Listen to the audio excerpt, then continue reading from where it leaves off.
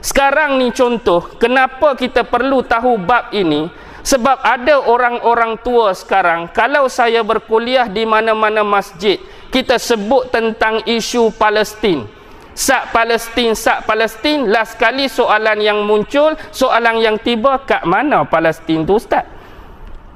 Orang dah lama duk cerita Palestin kena serang, Palestin kena tibai, Palestin kena bom, Palestin kena bedil, dia baru mai tanya Palestin tu duk tang mana.